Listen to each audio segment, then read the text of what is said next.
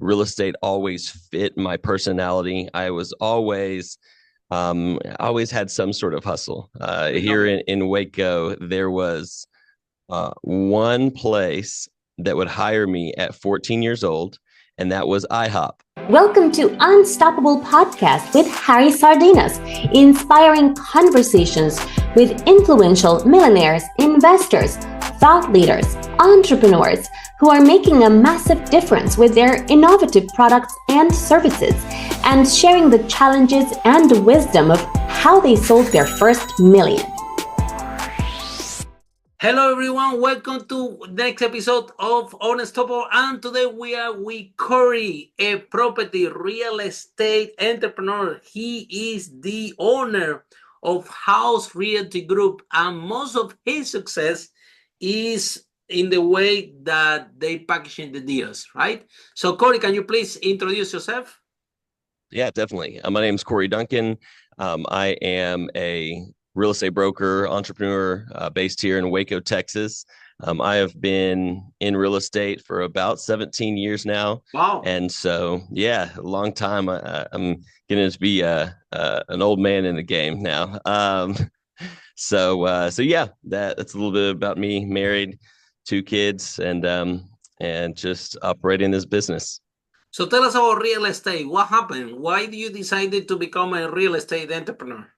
It's a funny story. So I had a mentor growing up. His name was Paul J. Meyer, very successful, one of the pioneers in the personal success, books and programs. And so I had the pleasure and opportunity of being a mentee of his and meeting with him consistently. And so I was about 13 years old, and we were having a lunch, which we did fairly frequently. And I said, if you were me, what would you do for your career? That's And what you asking when you was 13 years old? 13 years old, Oh 13 my years God, old. what a good Uh, question. yeah. And truly his answer was real estate, and I was sold. I didn't need, he had shown me so much at that point in time, that I trusted him, wholeheartedly, Wow. and that was the 13 decision. years old, you were clear that when you want to do real estate. That's fantastic. Yeah. That's right. That's right. Okay, but tell us so what happened if your parents are real estate investors? Do you have any indication from home? Do you have an uncle that was an investor real estate? Anyone in your Sure. family was investor? So a lot of that came from Paul. My mom is a CPA, and she was his, the personal and trust and all of that side CPA for Paul for 31 years until he passed. And so I watched him, you know, purchase and develop real estate Wow. along other companies, and so he really was kind of a guiding force in that decision. And so I remember growing up, we And why do lived. you want to be like Go ahead. him? Why? Sure. Yeah. So it wasn't just his financial success; it was his influence and ability to give back and make such an impact on such a large scale of people, right? Internationally known, and Oh. um, and so yeah, I think that made a big impact in my life. But then one thing is, oh, I want to be a property entrepreneur, and then as a kid, I have this idea. But kids, they change their mind all the time. When they are 13, they want to be property entrepreneur. When they are 14, they want to be a fireman. When they are 15, they want Sure. to be a police. So, what made you to stick to the plan to become a property investor and real estate entrepreneur, and when on and how you started for real? Okay, so I think that real estate always fit my personality. I always had some sort of hustle. I love Here it. in Waco, there was one place that would hire me at 14 years old, and that was IHOP. And so the week that I turned 14, I went and interviewed for a job, and it's just because I wanted to make and use my own money, and so that it was always kind of was a in my spirit, if you will. It's kind of in my composition. And so I worked that job all the way, weekends and summers through high school. And then it was just, I felt like real estate fit my personality. It fit my goals and my plans. And I enjoyed it. I enjoyed the concept of, income production on a property level where it's very like tangible. I still appreciate the tangibility of a real estate asset, and the underlying factors like people will always need a place to to live. People will always need a place to conduct their business. Even as that changes, the fundamental fact is that they're not making any more land.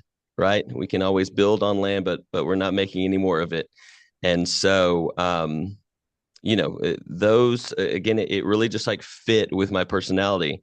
And so how that came to fruition, knowing that I wanted to be in real estate, the simplest and most logical way, when I was 18 years old, as soon as I could begin to take my real estate courses to get my license, I started that process, and then got licensed in 2007. I was a sophomore in college, and really, one thing I've learned is that if you are looking for something, you're going to find it, good or bad. If you're looking for it, you're going to find it.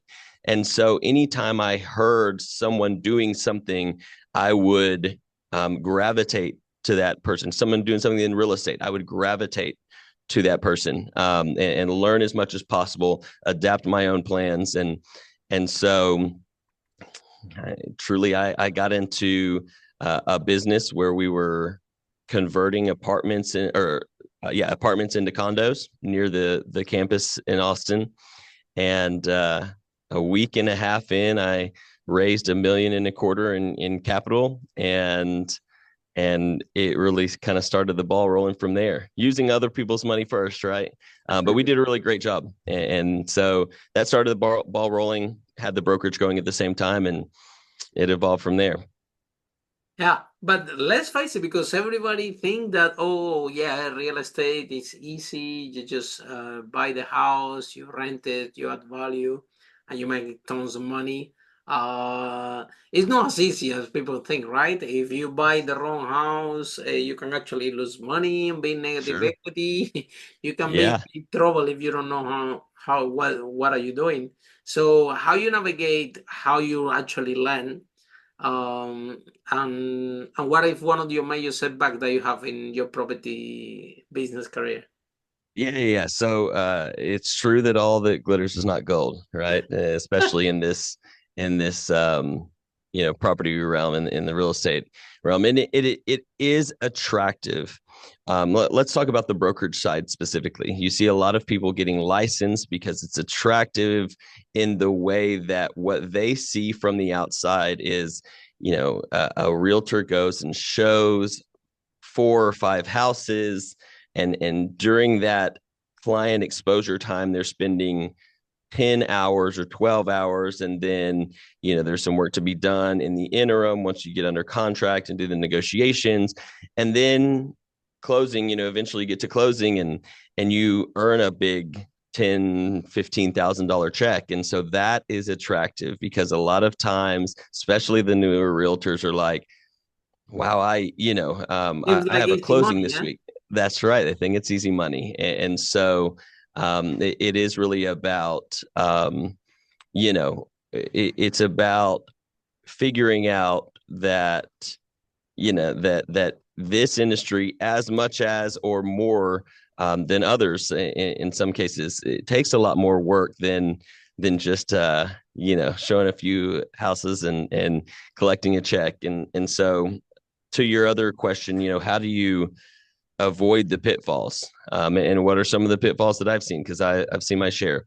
I say that your due diligence, your homework, is so critical, and whether that's something that you can read, in a physical book or see online, whether that's something you can watch in videos or listen to in podcasts and audiobooks, or I think most importantly, You can learn face to face by finding someone who has done it.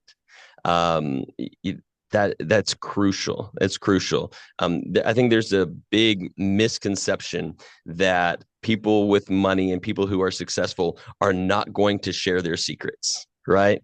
But truly, I learned a long time ago that it's the successful people want opposite. more people to be successful, right? That's right.